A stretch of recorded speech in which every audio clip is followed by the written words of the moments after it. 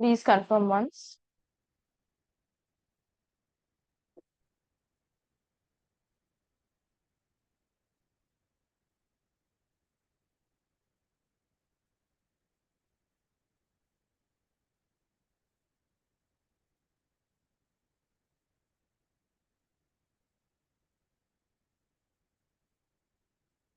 Okay. Right. Very good evening to all of you. So here we are with our last revision class, our eighth revision class of English for your upcoming NDA and CDS to 2024 exam, which is on Sunday. So in today's class, we are going to revise and practice some questions from four topics altogether, starting with correlating sentences, usage of paired words, adaptation of borrowed words, and matching list. Okay. So without much further ado, let's start. First, let me show you what our live classes were there for today. Today is 27th of August. सुबह 9 बजे हमारे daily defence updates की class हो चुकी है. It was taken by Divyanshu sir. Daily current affairs का class आज नहीं हुआ था. Most probably we will resume the class from tomorrow again at 8 o'clock. SSB interview के लिए हर रोज हमारी लाइव क्लासेस होती है. अभी मॉक पर्सनल इंटरव्यूज चल रहे हैं अगस्त बैच का. सो आज मॉक पर्सनल इंटरव्यूज थे. NDA 2024 के लिए there are 4 classes running starting at 11 a.m. with current affairs revision class. It was conducted by Divyanshu sir. 1 बजे था maths revision class by Navjyoti sir. 2 बजे था chemistry revision class by Shivangi ma'am. और अभी मेरे साथ आपका इंग्लिश रिविजन क्लास है. सीडीएस के लिए भी there are 4 classes which runs every day starting at 11 a.m. with GK current affairs revision class which was conducted by Divyanshu sir. 2 बजे था chemistry revision class by Shivangi ma'am. 3 बजे था मैथ्स का revision class by Navjyoti sir. And then you have English revision class with me now. Okay, so we will start with the first topic now, revising the first topic, correlating sentences. Directions पढ़ लीजिए. ये जो topic है ये हाल फिलहाल यानी कि CDS 1 2024 में इंट्रोड्यूस किया गया है सिलेबस में. तो we are going to practice some question from this topic as well. तो डायरेक्शंस पढ़ लीजिए and then we will start solving it. Same process. I'll just show you the question. You give me the answer in the chat. So there are two sentences, S1 and S2. You have to tell us or tell me what is the relationship between the two sentences. Okay. Starting with the first question.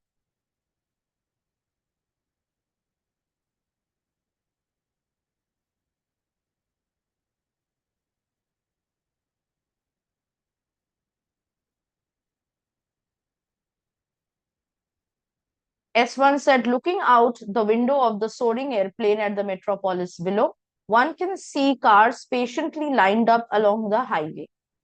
S2 बोल रहा है, sitting in one of those cars for 45 minutes while crawling at a snail's pace can wear on anyone's patience.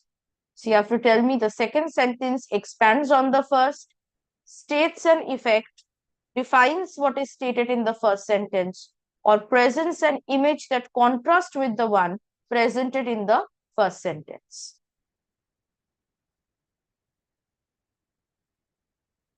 Okay, Meet is saying D. Absolutely, right answer is D itself. It presents an image that contrasts with the one presented in the first sentence. First sentence में plane से नीचे देखने का एक image हमें देखने को मिल रहा है. और S2 में कार में बैठे जो ऊपर से नीचे देख रहे थे फर्स्ट सेंटेंस में, सेकंड में नीचे से ही एक पर्सपेक्टिव हमें देने की कोशिश किया जा रहा है. ठीक है, चलो next.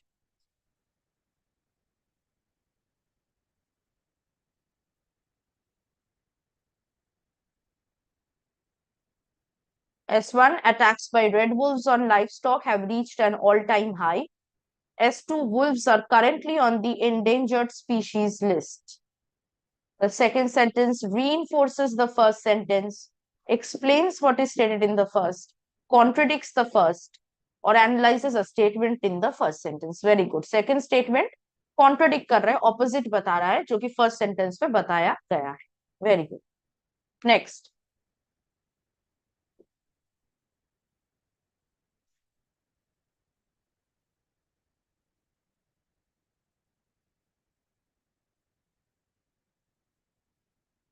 S1 said coffee cupping is the practice of observing the aromas and tastes of brewed coffee. S2, a standard coffee cupping procedure involves first deeply sniffing the coffee, Next, loudly slurping the coffee so it spreads to the back of the tongue to experience its flavor, and lastly, spitting it out into a spittoon.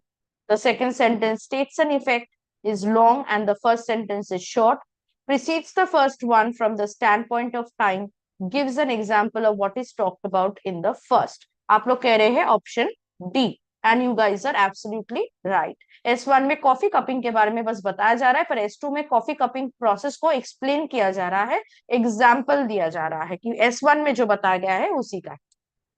Next question, S1. Most college students who decide to major in English thoroughly enjoy reading and analyzing literature.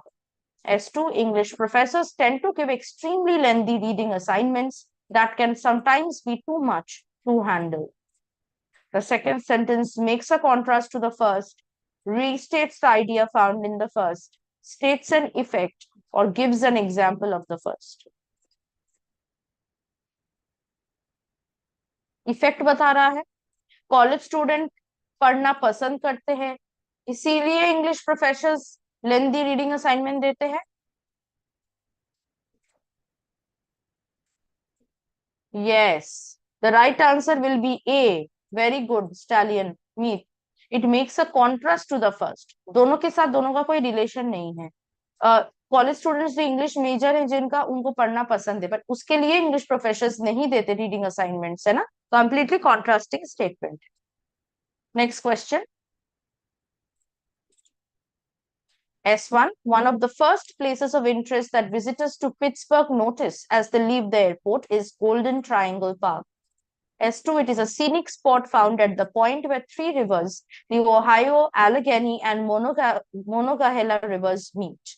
The second sentence adds a fact to the first, clarifies what is said in the first, tells what happens after the event named in the first sentence, tells the location of something mentioned in the first sentence. Absolutely, ये location mention कर रहा है कि Golden Triangle Park कहाँ situated है. तो D हो जाएगा correct answer. Very good. Next, S1, civics classes focus on citizenship and governance. S2, the subject develops concepts that enable the reader to apply knowledge about government and the state to the idea of participative citizenship. The second sentence expands the first, contrasts the first, proposes a solution, states an effect. बिल्कुल सही. It expands the first. First sentence को ही explain कर रहा है ना? Next.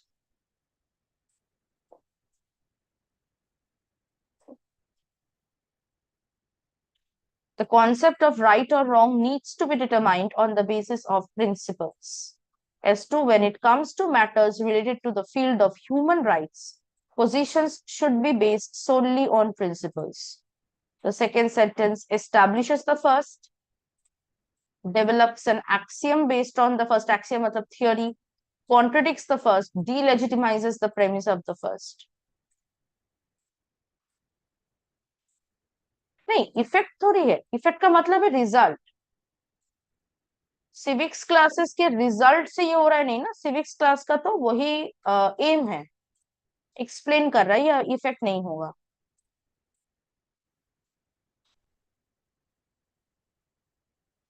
Effect तो cause and effect होता है ना, कारण और उसका आउटकम, वो वाला इफेक्ट है यहाँ. इसका बताओ क्या होगा. फर्स्ट को एस्टैब्लिश किया जा रहा है सेकंड सेंटेंस में, या थियोरी बेस्ड हो रहा, थियोरी बनाया जा रहा है, कॉन्ट्रडिक्ट किया जा रहा है, फर्स्ट के बातों को डीलेजिटिमाइज किया जा रहा है, मतलब गलत साबित किया जा रहा है. Very good, answer will be D, क्योंकि फर्स्ट में ये कहा जा रहा है कि प्रिंसिपल्स के बेसिस पे कर सकते हैं what is right what is wrong को डिटरमाइन करना. लेकिन सेकंड में बोल रहे हैं कि जब बात ह्यूमन राइट्स की आती है तो प्रिंसिपल्स चाहिए ही चाहिए. It is actually delegitimising the first sentence कि नहीं ऐसा नहीं होगा, कि हो सकता है, होना ही पड़ेगा, है ना. चलो next. S1, the best ever cricket captain India has ever had is XYZ. S2, as captain, XYZ has won considerably more matches for India than any other captain. Second sentence rebuts the first. Rebuts मतलब reject करना. Is the premise for the first. Contrast with the first, dilutes the first. Very good. Answer will be option B. It is the premise for the first. Premise मतलब background. ठीक है. So XYZ हमारे सबसे best ever cricket captain है India का. ऐसा क्यों है? क्योंकि बाकी कैप्टन्स के तुलना से XYZ ने ज्यादा मैचेस इंडिया को जिताए हैं. तो इसके लिए प्रेमिस बन रहा है, कारण बन रहा है. ठीक है. Next question.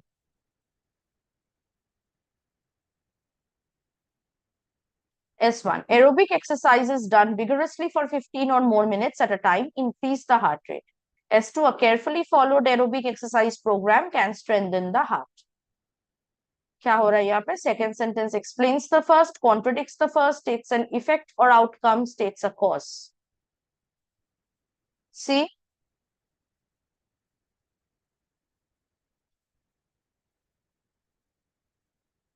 Okay.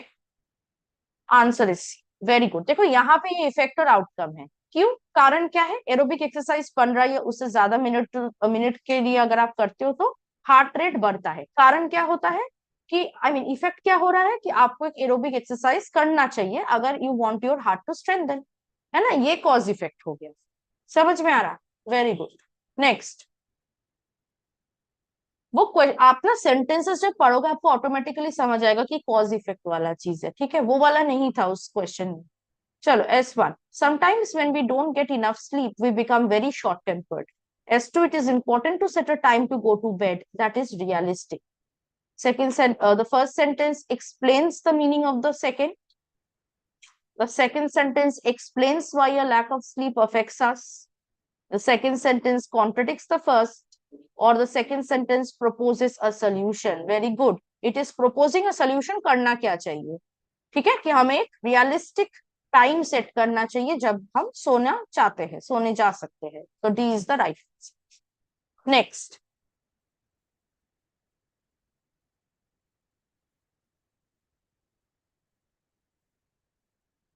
S1. Brad Taylor, the star quarterback, is injured this season. S2. The team does not expect to make the playoffs. Okay. आप लोग कह रहे D gives an effect of the first statement. बिल्कुल सही. क्यों? क्यों team ज्यादा खेल नहीं सकते? क्योंकि ब्रैड टेलर ही इंजर्ड है, जो कि स्टार क्वार्टरबैक है. क्वार्टरबैक जैसे मैंने आपको कहा था इससे पहले भी, वॉलीबॉल में होता है. ठीक है. Its position of the player, just like football वगैरह में भी होता है. तो वॉलीबॉल में भी क्वार्टरबैक पोजीशन होता है. तो ब्रैड टेलर स्टार प्लेयर था उस पोजीशन में. He is injured, so that is why the team may not make the playoffs this season. So D is the right answer. It gives an effect. Next. Anthony has got a substantial raise at work. He will now have much more work to do. Second sentence reinforces the first statement, states a consequence of the first statement, expands on the first statement, contrasts the first statement. Very good. Answer is option B. क्योंकि उनको ज्यादा पैसा मिल रहा है. ठीक है. यानी ज्यादा पे मिल रहा है. there's an increment. इसका मतलब ये नहीं है कि काम कम हो जाएगा, काम और भी बढ़ेगा. है ना? ज्यादा सैलरी मतलब रिस्पॉन्सिबिलिटीज भी ज्यादा बढ़ेगी. B is the right answer. Second sentence states a consequence of the first. Next question. S1. When we write a check that we know is going to bounce, we are in fact performing a criminal act.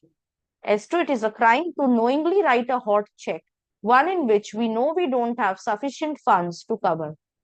The second sentence provides supporting evidence for the first, draws a conclusion from the first, restates the central idea of the first sentence, provides a contradictory point of view. Very good. Second sentence क्या कर रहा है? First sentence में जो central idea है, main idea है, उसको restate कर रहा है, दोबारा दोहरा रहा है, दोबारा बोल रहा है ना? तो सी हो जाएगा correct answer. Next one. S1. Carrots and apples are very healthy foods. S2. Dietitians often eat these foods and recommend them to patients. Second sentence क्या कर रहे हैं यहाँ? Yes, it is supporting the first sentence. बाकी होगा नहीं, support कर रहा है. बिल्कुल सही. Next S1. History shows that the first person known to have viewed the Grand Canyon was Garcia Lopez de Cardenas from Spain, who arrived in 1540. S2. For thousands of years prior to our day, the Grand Canyon has been continuously inhabited by Native Americans who built settlements within the canyon and its many caves. The second sentence explains what is stated in the first, states an effect of the first sentence, expands on the first sentence, or contradicts the first sentence.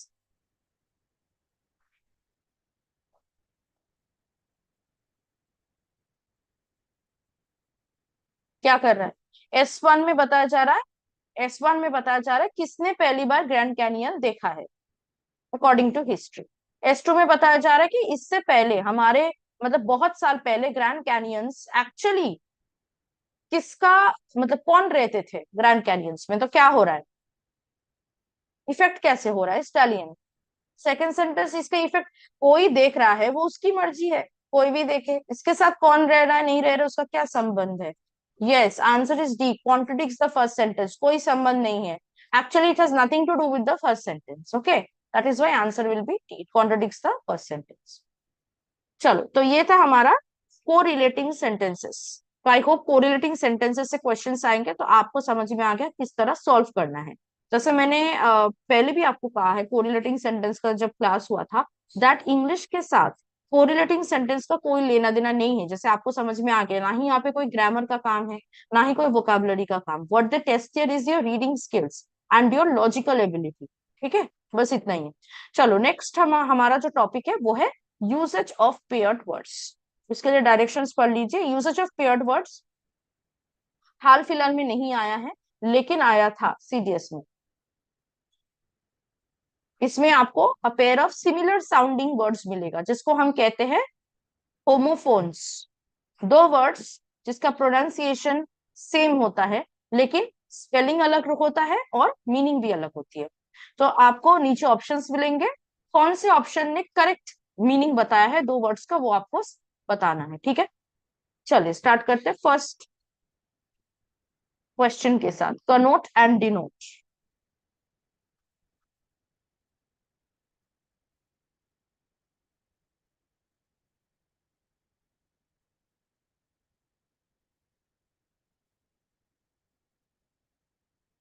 D, connote means to suggest, denote means to be sign off.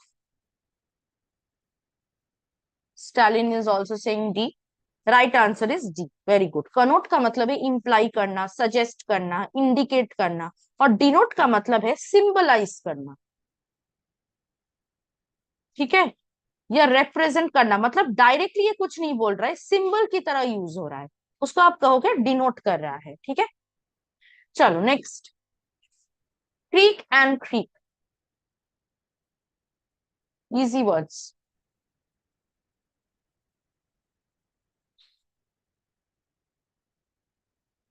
Yes, option A is the right answer. Creak means to make a sharp sound and creek means a stream. Right. Next. Capital and Capitol.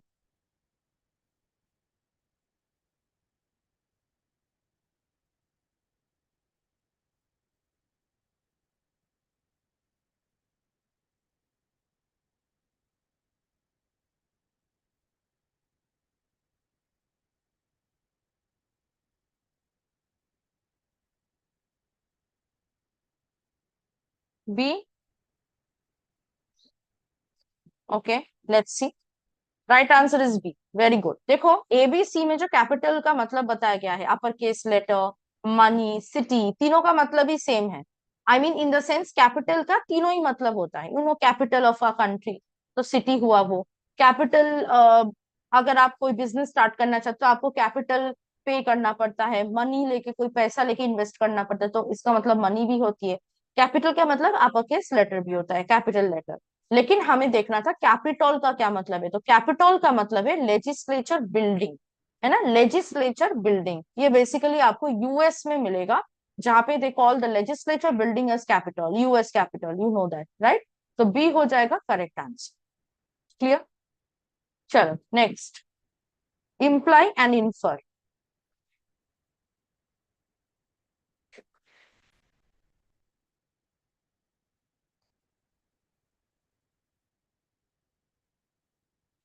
B, sure. Imply का मतलब कुछ apply करना होता है। ठीक से पढ़ो। सी, very good. B नहीं, सी होगा। इम्प्लाई का मतलब when you hint eight something, किसी चीज के तरफ इशारा कर रहे हो, इम्प्लाई कर रहे हो। और इन्फर का मतलब है कंक्लूशन ढूंढना, या किसी चीज को, चीज के कंक्लूशन तक पहुंचना, डिड्यूस करना, है ना, कि 2 + 2 4 ही होगा, इस तरह का कंक्लूजन में पहुंचना, that is called infer. So C is the right answer. Next question, further and father, ये तो पता ही होगा। नहीं, रूल क्यों इम्प्लाई करना, रूल इम्प्लाई नहीं, अप्लाई होता है। इम्प्लाई का तो मतलब है कि आप इनडायरेक्टली कुछ समझाने की कोशिश करो, दैट इज इम्प्लाई। मान लो अगर आपके दोस्त घुमा फिरा के आपको कुछ समझाने की कोशिश कर रहे, डायरेक्ट पॉइंट पे नहीं आ रहे, तो आप ये कह सकते हो कि आप इम्प्लाई क्या करना चाहते हो, what are you trying to imply. Okay, like this you can say that is called implying, when you're indirectly trying to mean something without directly stating. Yes, further means more and farther means the distance. B is the right answer. Next question, uninterested and disinterested.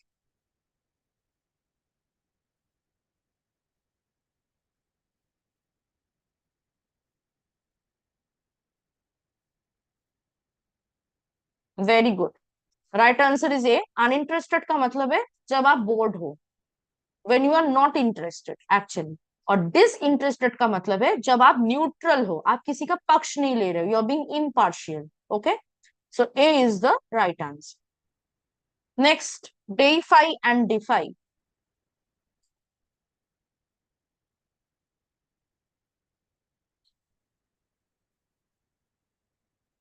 Very good, ये भी बहुत easy है। डेइफाई करने का मतलब है to confer upon one the status of god, किसी को भगवान का स्थान देना। तो आपको मैंने हमेशा बताया कि डेइफाई के साथ डेटी का एक बहुत अच्छा सिमिलैरिटी आपको देखने को मिलेगा। सो डेइफाई को आप ऐसे याद रख सकते हो, डेइफाई करने का मतलब है किसी को डेटी बनाना, डेटी मतलब गॉड, एंड डिफाई का मतलब है टू अपोज समथिंग और some. Next, complacent and complacent, very important words. ये वर्ड्स आपके सिनोनिम एंटोनिम वगैरह में भी आ सकता है, तो you should know the meanings and the antonyms of them.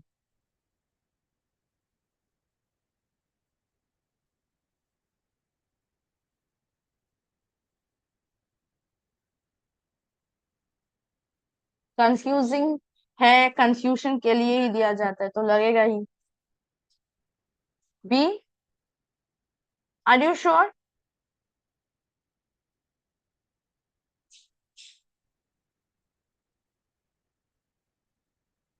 Answer इसका होगा डी। ठीक है, कंप्लेसेंट का मतलब है जो औरों को खुश करना चाहता हो, to please somebody else, eager to please someone else.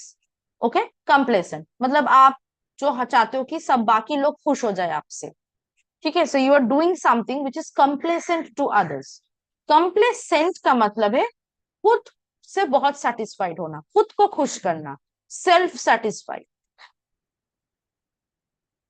And over confident, ये ओवर कॉन्फिडेंस कहाँ से आ रहा है? अगर आप कोई ऐसा काम करो जिससे आपको लगे कि भाई कोई भी बुरा बोले मुझे, मैंने तो अच्छा काम किया है, मैं खुश हूं अपने काम से, that means you are over confident and you are complacent. Complacent is a negative word, ये कभी भी पॉजिटिव के हिसाब से नहीं लेता। दैट मीन्स जो कंप्लेसेंट फील करता है वो एक्चुअली में खराब काम किया है, लेकिन वो खुद को समझाता कि नहीं नहीं मैंने तो बहुत अच्छा काम किया है। ओवर कॉन्फिडेंट नेगेटिव वर्ड है कंप्लेसेंट। ठीक है, कंप्लेसेंट एंड कंप्लेसेंट याद रखना, जैसे मैंने कहा एंटोनिम सिनोनिम में भी आ सकता है। चलो नेक्स्ट क्वेश्चन है कोवेट and covert.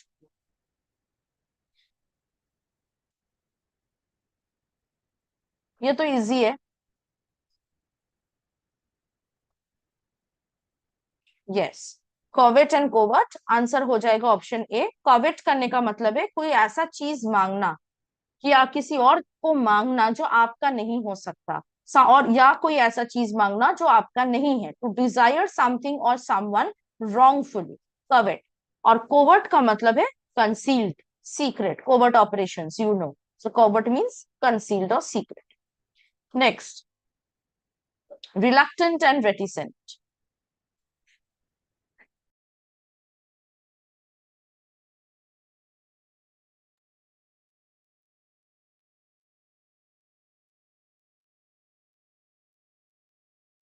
Yes, answer will be option A. Reluctant matlab when you are unwilling, that therefore you are hesitating, and reticent matlab जो कम बात करता हो, somebody who is very reluctant to speak or very withdrawn. ठीक है? So A is the right answer. Next, weak and weak.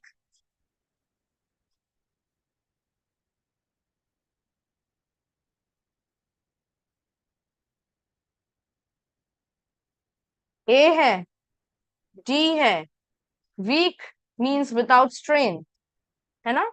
और कमजोर जिसको हम कहते हैं, वीक इज हफ्ता, a period of 7 days.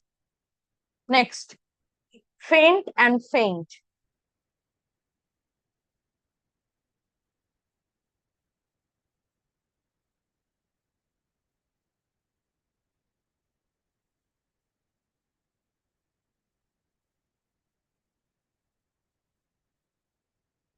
D.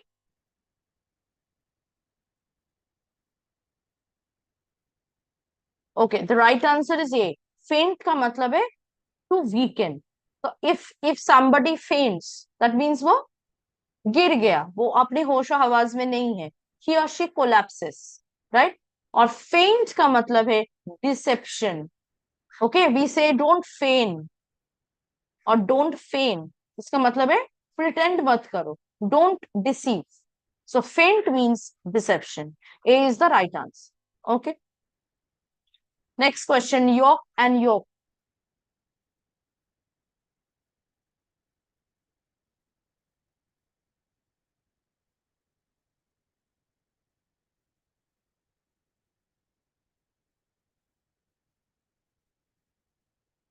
Yes. Right answer is B. Yolk means yellow center of an egg, you all know. And yoke means a harness, control, harness. B is the right answer. Sorry, harness is basically which you use to control, right? Chalo, next. Wet and wet.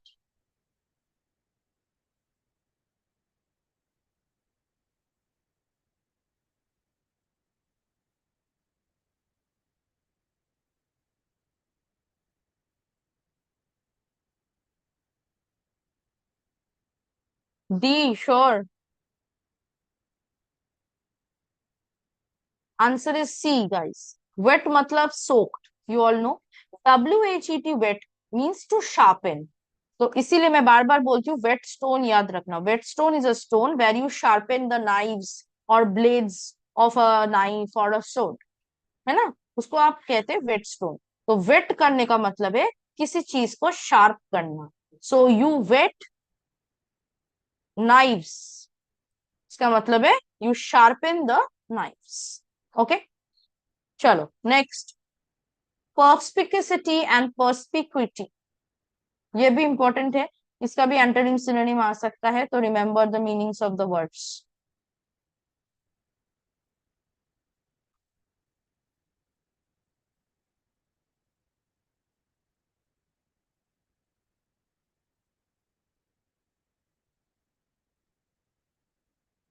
Neither saying B.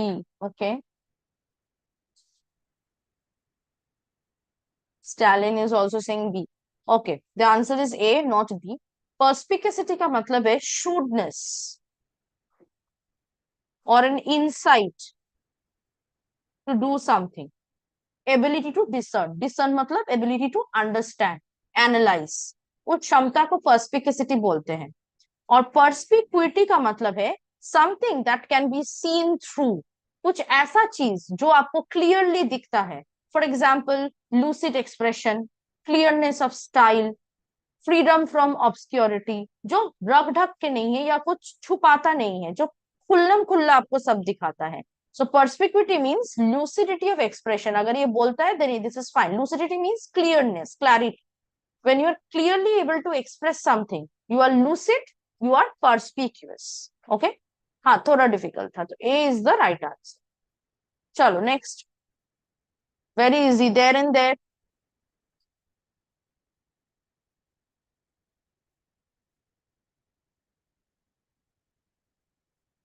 Yes, answer is A.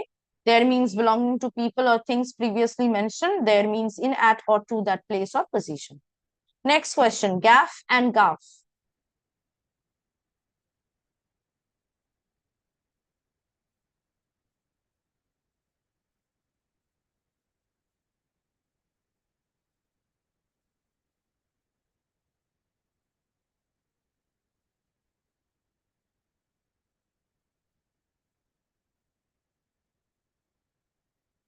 B और D? B. Okay, Stalin is saying B. Answer is B. Very good. Gaff means hook. Basically, ये जो gaff है, it's a kind of instrument used for fishing.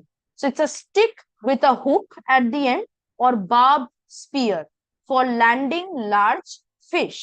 ठीक है, जब आपने fish किया उसके बाद उसको उठाना पड़ता है, तो ये स्टिक से आप फिश को उठाकर रखते हो, है ना, इसको कहते हैं गैफ. और गाफ का मतलब है फॉपा. व्हाट इज फॉपा? ब्लंडर और अ मिस्टेक और एन एरर. ठीक है, so B is the right answer. चलो नेक्स्ट. अच्छा ये तो हो गया, ये भी हो गया. ठीक है, चलो कोई नहीं. अब हम लोग नेक्स्ट टॉपिक पे मूव ऑन करेंगे. हमारा नेक्स्ट टॉपिक है अडेप्टेशन ऑफ बोरोड वर्ड्स. ठीक है, आई होप आप लोग पढ़ के आए हो. अडेप्टेशन ऑफ बोरोड वर्ड्स भी कोरिलेटिंग सेंटेंसेस की तरह सीडीएस 1 2024 में आया था, एंड आपके अपकमिंग सीडीएस 2 2024 में भी आ सकता है, एनडीए में भी आ सकता है. तो डायरेक्शंस पढ़ लीजिए. बेसिकली सिनोनिम टाइप का ही है. एक वर्ड आपको दिया जाएगा क्वेश्चन में, उसका मतलब आपको बताना है. The word will most probably be a foreign word, right? So we will start. Bonjour, first word, क्या मतलब है इसका?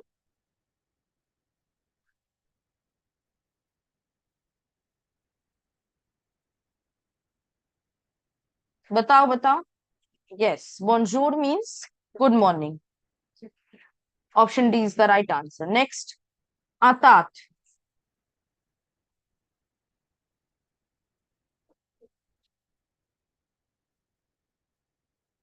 हो गया आप लोग का. इमोजी देना, अभी आंसर दो.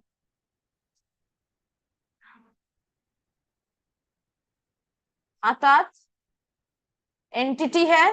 No. What is an atat? You have read this word in history. Yes, Atat is informal alliance. Option D is the right answer. Informal alliance is an Atat. It's a French word, as you know. D. Next question. Impasse or impasse, whatever you want to pronounce it as.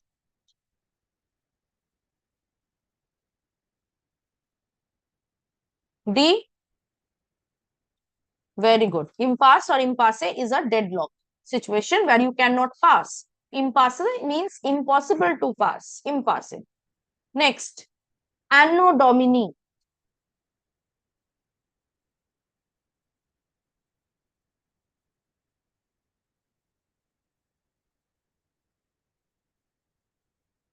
See, we say Anno Domini means after Christ, but actually it's a Latin word which means in the year of Lord. Lord matlab Lord Jesus Christ. Okay, so Anno Domini actually means or actually translates to in the year of Christ, right? So B is the right answer. मतलब जब से Christ का जन्म हुआ तब से Anno Domini start हो गया था. It's a Latin phrase. चलो next. Gens the letters. It's a French word again and I don't know French, तो मैं इसको प्रोनाउंस नहीं कर सकती. Gens the letters. Literary man. Absolutely right answer. Gens the letters means literary man और literary man, जो पढ़ते हो, स्कॉलर्स जिनको हम कहते हैं, राइट, या educated men are called gens the letters. So A is the right answer. Man of languages, I know आप लोग बोलोगे मैम मैन ऑफ लैंग्वेजेस हो सकता है, मैन ऑफ वर्ड्स हो सकता है, पर यहाँ पे ऐसा नहीं होगा. They are all literary men. Next, अप्लॉम.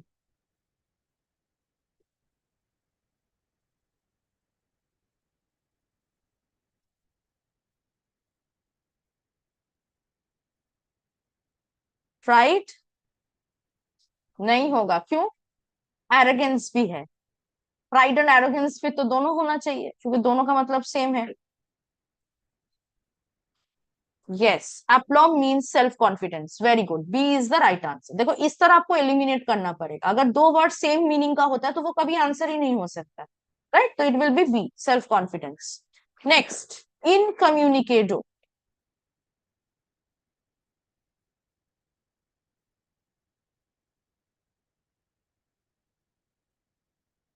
इनकम्युनिकेडो,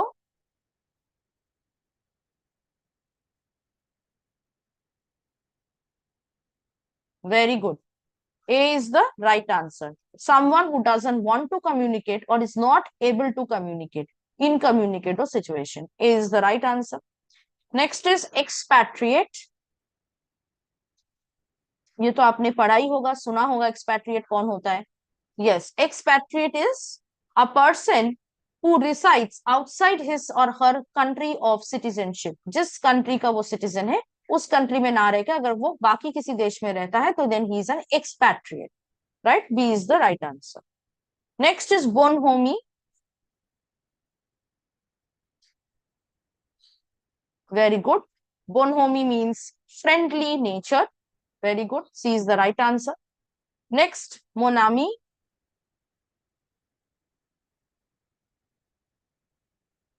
Very good. It means my friend. Monami, friend चाहिए. Mon means my, ami means friend. Next question, sign die or sign DA.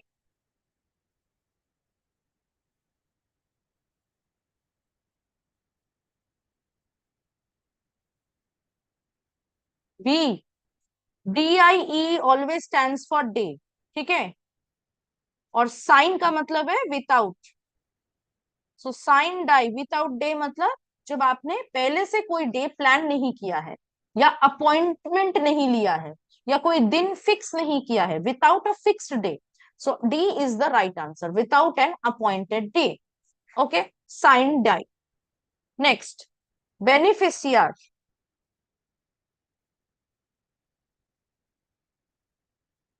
Yes, beneficiary means benefits. A is the right answer, benefits.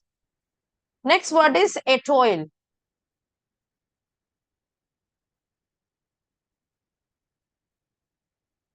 Elite. Atoil means star. Yes, very good. Oh.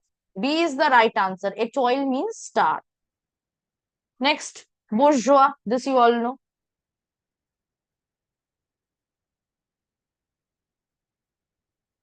Bourgeois is a,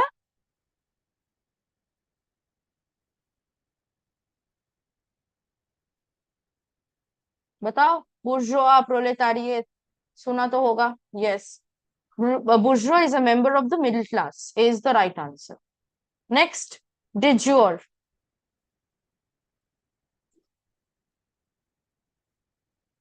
jury नहीं, de jure मतलब by law और right, rightfully या legally. हम कहते हैं ना this is legally my property, तो आप कह सकते हो दिस प्रॉपर्टी इज माई डिज्योर।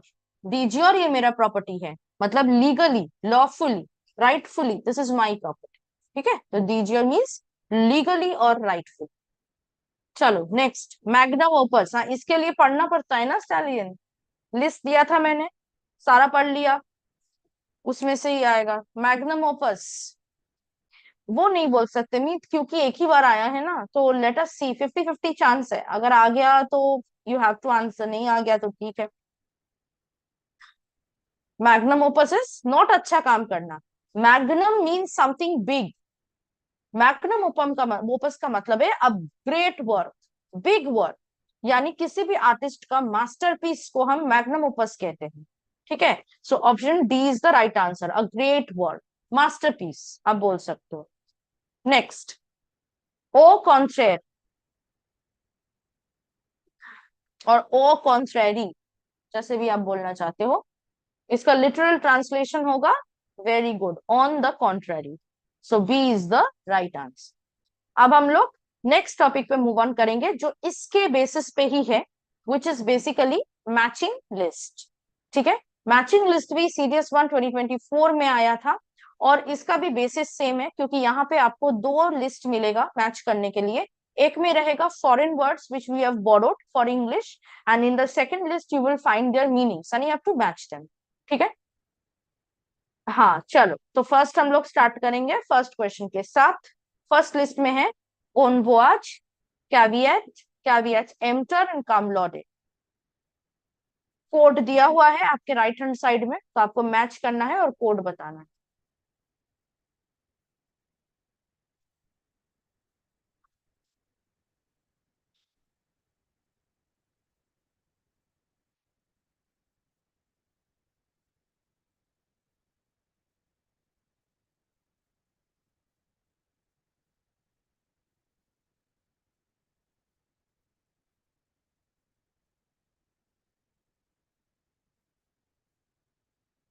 बताओ, देखो, पहले आप एक वर्ड का मीनिंग ढूंढोगे। जैसे इजिएस्ट वर्ड यहाँ पे बोन वोयाज है ना। बोन वोयाज का मतलब क्या है? यात्रा से पहले हम जब किसी को विश करते हैं कि आपका यात्रा शुभ हो, ऐसे बोलते हैं ना, हैव अ सेफ जर्नी। तो इसका ही फ्रेंच है bone voyage, right, have a safe journey. तो इसके साथ ए के साथ हम फोर को रिलेट कर पा रहे हैं, बिल्कुल सही। ए फोर में देखिए ए और बी है, तो सी और डी नहीं है, तो सी और डी को हम एलिमिनेट करेंगे। अब हमें बताना है ए है आंसर या बी में, तब आप जाओगे सेकेंड वर्ड को ढूंढने। ठीक है, तो बताइए क्या होगा आंसर, ए और बी?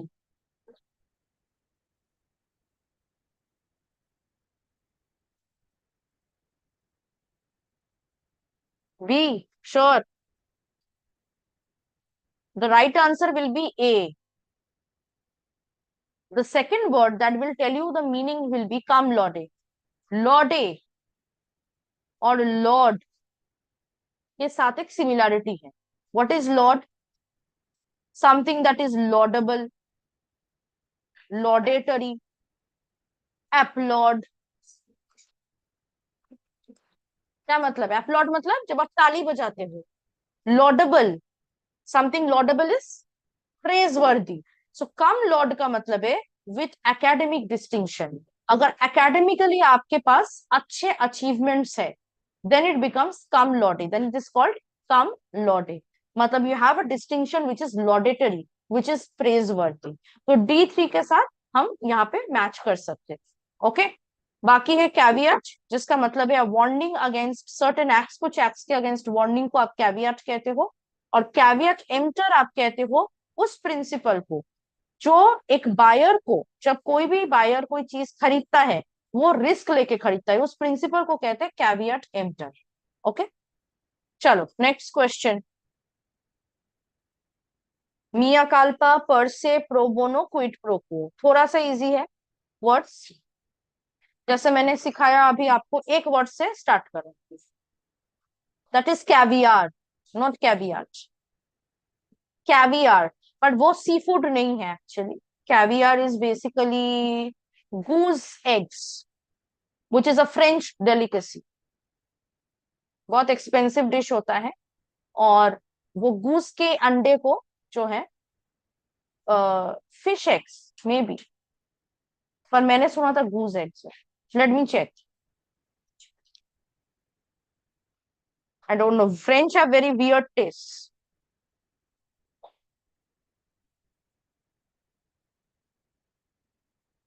या सॉरी, या फिश एग्स है, लार्ज फिश के पिकल्ड एग्स को कहते हैं कैवियर। सॉरी, वो गूज एग्स नहीं है, दूसरा है वो चीज। हाँ, so kind of seafood. चलो अभी अभी ये बताओ, टफ तो होगा ना, इसीलिए तो ये क्वेश्चन जानबूझ के किया गया है सीडीएस में। CDS is all about toughness, और इंग्लिश पेपर तो सबसे ज्यादा टफ सीडीएस में ही आता है, और कोई डिफेंस एग्जाम में इतना टफ पेपर नहीं आता, तो वो जानबूझ के टफ बना रहे। बताओ बताओ। देखो यहाँ पे इजी सबसे कौन सा वर्ड लग रहा है? पर्स से है ना। पर्स से का मतलब क्या है? हम स्पोकन में यूज करते हैं कि पर्स से ये होता है, पर्स से वो होता है। Per se means with respect to inherent nature. हाँ, वेरी गुड। B2, तो B2 कहाँ है? देखो, कहाँ है B2? बी में है। का आंसर आपका बी हो जाएगा। यहाँ पे सीधा सीधा ऑप्शन था, फर्स्ट वाले में जैसे दो दो ऑप्शन था, यहाँ सीधा ऑप्शन मिल गया हमें। सो मिया कल्पा का मतलब है एन एक्नॉलेजमेंट ऑफ गिल्ट, जब आप कोई क्राइम करते हो और उसको एक्नॉलेज करते हो, कन्फेस करते हो, दैट इज मिया कल्पा। पर से मैंने बताया with respect to inherent nature. Pro bono का मतलब है done for the public good without compensation, जब आप पैसे ना लेके कुछ अच्छा काम कर रहे हो बाकी लोगों के लिए, तो प्रो बोनो। और क्विट प्रो को is something given in exchange for something else, आपने कुछ दिया उसके अगेंस्ट आपको कुछ मिला, सो क्विट प्रो। ठीक है, चलो next question. Ad nauseam, alma mater, carte blanche and ergo, ये इजी है, उसमें से देखो एक दो वर्ड्स है जो आपको पता है।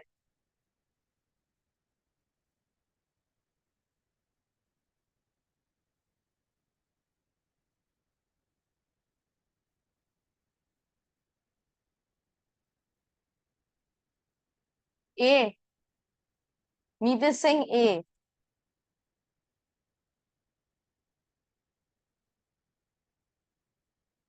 Very good. Ad nauseam, nausea आ गया। नोसियम, नोसिया, नोसिया क्या है, जब आपको चक्कर आते वोमिटिंग आती है। एड नोजियम का मतलब है टू अ सिकनिंग और एक्सेसिव एक्सटेंट, उस एक्सटेंट तक जब you try you become sick, you feel sick, to a sickening extent और to an excessive extent, ad nauseam कहते हैं हम उसको। अल्मा मेटर किसको कहते हैं, जिस स्कूल से या यूनिवर्सिटी या कॉलेज से आप ग्रेजुएट करते हो वो आपका अल्मा मेटर होता है। Carte blanche means complete freedom to act, आपका मन, आपकी मर्जी, आपको जो करना है करो, कार्ट ब्लांच फॉर प्रिंसिपल कहते हैं उसको। एंड अर्गो मीन्स देयरफॉर और कॉन्सिक्वेंटली। ओके, चलो नेक्स्ट। होई पोलोई, जोई de vivre, magnum opus, modus operandi. अभी हम लोग कुछ देर पहले मैग्नम ओपस पर क्या है, क्या है?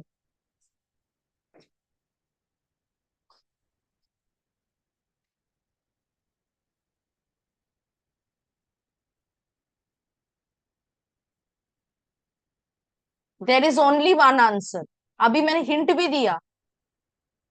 यस, मैग्नम ओपस अभी पर क्या है, what is magnum opus? An artist greatest work. So C two, C two कहाँ है?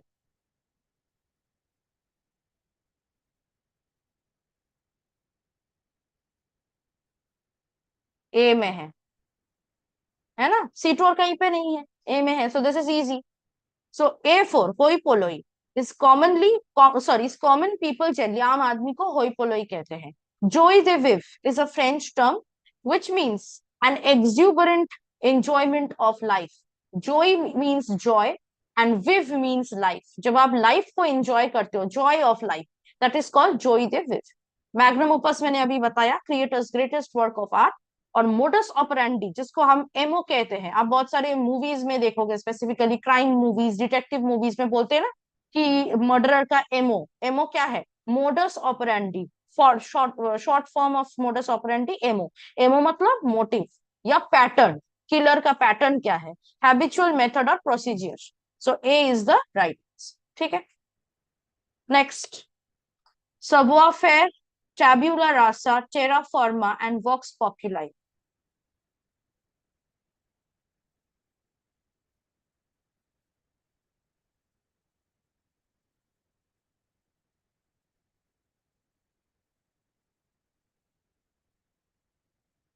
ए, वेरी गुड, कहां से पता चला? कहां से पता चला? सी फोर से। Terra firma, solid part of the earth surface. Firma means firm, hard part. Terra, land, earth. So हाँ, whatever, terra firma is the easiest one, solid part of the earth surface. C four, C four combination सिर्फ और सिर्फ ए में है, तो इसीलिए ये हमारा आंसर है। बाकी का देख लेते हैं। Savoir faire is mean social skill, savoir-faire means social skill. Tabula rasa means blank slate. Tabula means tablet, slate. And rasa means blank. Tabula rasa, blank slate. Slate, sorry. And vox populi is a belief or sentiment shared by most people. जहां पे populi आ गया वहां पे आ गया people. Populi means population, people, है ना? So vox populi, a belief or sentiment which is shared by most people. ज्यादातर लोग जो मानते हैं। चलो next question. Bon mot, bon vivant, coup d'état and cul-de-sac।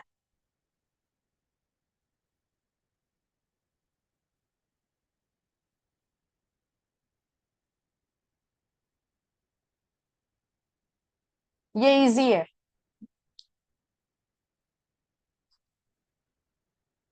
एक वर्ड है जो आपको बता रहा है आंसर क्या होगा, all of you know this.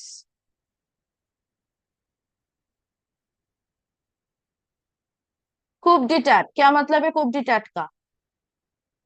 A sudden change of government by force. C1, C1 option कहाँ पे है? सी में है। therefore C will be your answer, है ना? So coup d'etat is a sudden change of government by force. Bon mot का मतलब है अ विटी और अ क्लेवर रिमार्क। बॉन विवांट का मतलब है a sociable person who enjoys fine food and luxury। And कल्टी सैक का मतलब है a street with only one way in or out। एक ही रास्ता है उस स्ट्रीट के अंदर जाने का और बाहर आने का, मतलब जिसका एक खुला ओपनिंग है और एक क्लोज्ड एंड है। ओके, दैट इज कॉल्ड कल्टी सैक। चलो next. laissez faire, noblesse oblige और oblige, non sequitur and per capita।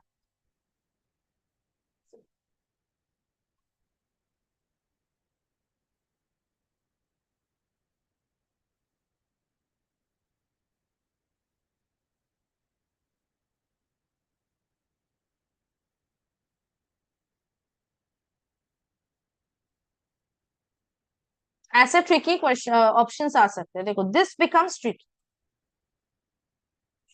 Right? laissez faire, all of you no, very good. Non interference of government in commerce, laissez faire।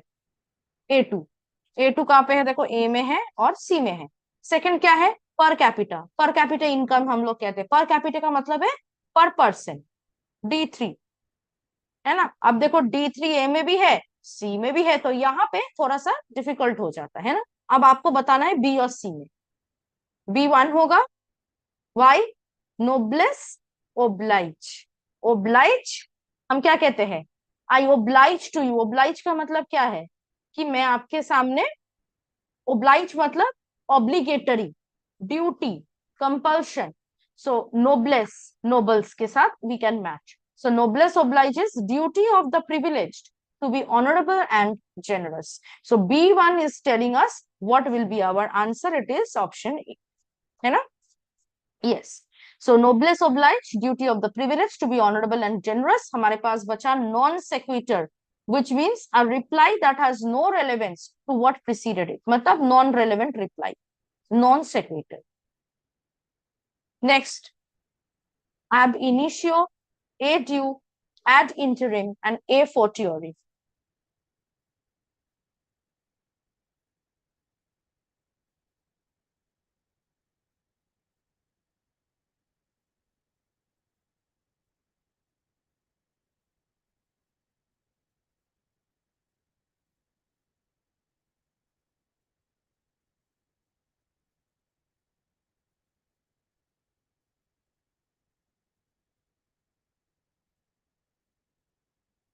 बताओ।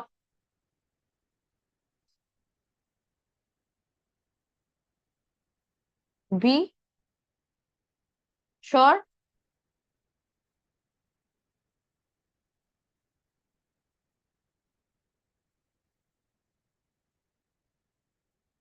Very good, right answer is B. A3 और C1, A3 और C1 ये आपको answer बता रहा है। एब initio, from the initial, from the starting, at interim, for the time being, meanwhile। So A3 and C1, that is giving you the answer in B। A due का मतलब है टू पीपल, ड्यू मतलब दो, ए ड्यू मतलब two people, और a fortiori का मतलब है मोर कंक्लूसिवली। हाँ, so B is the right. Next one, a priori, or courant, or fait and or font।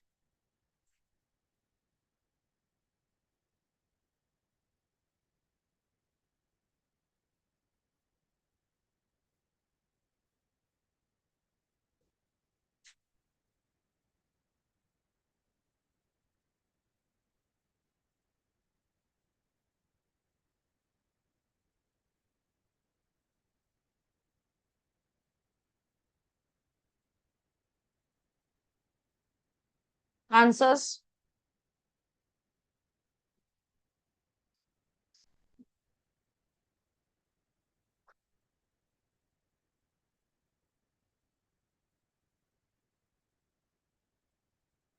अच्छा ए, अच्छा ए कह रहे हैं आप, answer is C. Okay, not A, it is C. A priori का मतलब है based on deduction. Okay, au courant का मतलब है वेल इन्फॉर्म्ड। ऑफे का मतलब है having an in depth understanding. And au fond का मतलब है इन एसेंस। ओके, चलो next one.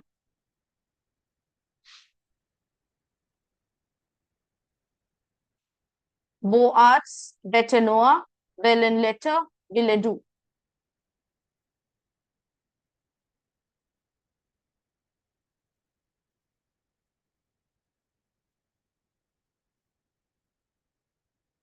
Okay, B is the right answer, sure? Right, right. You're on the right track. Beau arts is fine arts. Okay, very good. What is another word that you can find the matching? No. Belle letters is not love letter.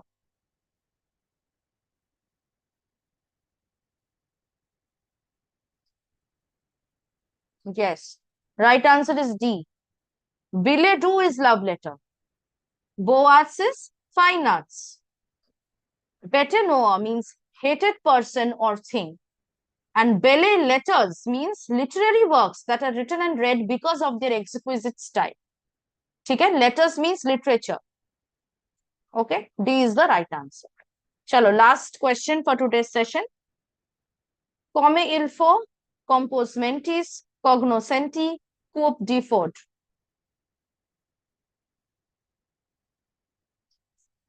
Please pardon my pronunciation of French. As I said, I don't know French, so मैं कैसे भी pronounce कर रही हूँ. So don't take me negatively. B. मीत ऐसे ही reply कर रहे हो क्या कि हाँ ठीक है, आंख बंद करके चूज कर देते हैं इतना जल्दी जल्दी? बी, सब बी कह रहे हो। आंसर इज सी यार। कॉमे इल्फो का मतलब है correct in behaviour and custom. A4 होगा। हाँ, तो ऐसे हाल नहीं छोड़ना ना कि आज ठीक है भगवान के नाम पे ले दे देते हैं बी। अब हो जाएगा सही, ठीक है। अच्छा, कॉम्पोज मेंटिस का मतलब है sane. Compose calm, mentis mind. Calm mind मतलब you are in your senses, you are sane, you are not mad, you are sane. Okay, B1 होगा। Cognoscenti, those well informed about a subject, जिसको बारे में जिसको sorry कोई subject के बारे में बहुत अच्छे से ज्ञान हो। एंड कूप टी फोर्थ का मतलब है लव एट फर्स्ट साइट। ठीक है, तो ये था हमारे आज के क्वेश्चंस जो हमने प्रैक्टिस किया। ऐसे हाल नहीं छोड़ना है। मैंने जो आप लोगों को पीडीएफ दिया है वो पीडीएफ पढ़ लो। हमने प्रैक्टिस भी किया है क्लासेस में, मैचिंग लिस्ट का, एडेप्टेशन ऑफ बोरोड वर्ड्स में बहुत सारे क्वेश्चंस प्रैक्टिस किए, वो प्रैक्टिस कर लो। और फिर चले जाओ, ठीक है, और सोचने की जरूरत नहीं है। चलो, अब जो है important, before I wrap up the session, थोड़ा सा मैं बता देती हूँ। हमारा महा मैराथन सेशन कल से स्टार्ट होने जा रहा है for both NDA and CDS to 2024 exam. NDA to 2024 के लिए हमारा महा मैराथन सेशन 10 बजे से स्टार्ट होगा और लगातार दोपहर के 3 बजे तक चलेगा। ठीक है, सीडीएस टू 2024 का जो मैराथन है वो दोपहर के 1 बजे से स्टार्ट होगा और 6 बजे तक, शाम के 6 बजे तक लगातार चलेगा। कब से कब होगा? 28 to 31 ऑफ अगस्त, यानी शनिवार तक हम लोग महामैराथन आपके साथ प्रैक्टिस करेंगे। ठीक है, एंड डायरेक्ट यूट्यूब में आप जो होगा, आप जब मतलब ज्वाइन करोगे तो आप डायरेक्ट यूट्यूब में राउट हो जाएंगे।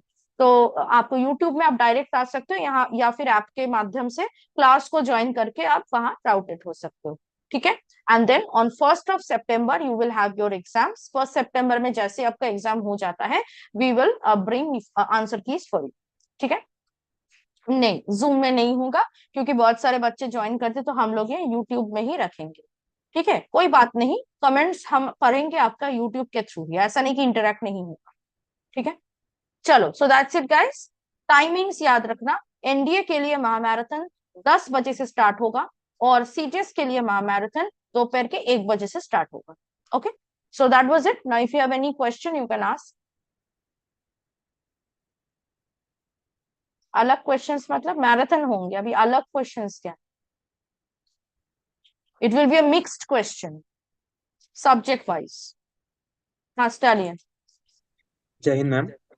जय हिंद, बोलो। मतलब यूट्यूब में हम काफी सारे बच्चे होते हैं ना, मतलब तो लाइक कैसे मतलब बस मच जाती है ना कि सब लोग बोल रहे हैं, तो उसमें मतलब हम कैसे पूछ सकते हैं हम लोग, मतलब पर्टिकुलर हम लोग कैसे पूछेंगे कि मैम इसमें डाउट है ये बता दो। जैसे हम अभी क्लास में तो हम बता सकते हैं कि मैम फिर से बता दो, हाँ रिपीट कर तो दो वहां पूरा। पे तो कमेंट्स होते हैं ना, यूट्यूब में भी तो कमेंट्स मैम होते हैं, तो हम लोग तो पॉइंट आउट करते हैं कमेंट्स को।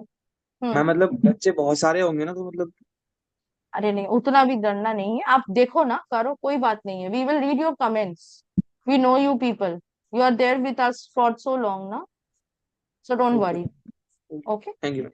Okay. Chal. See you all in the marathon sessions from tomorrow. Okay. Bye bye. Take care. Start your preparation and Jai Hind.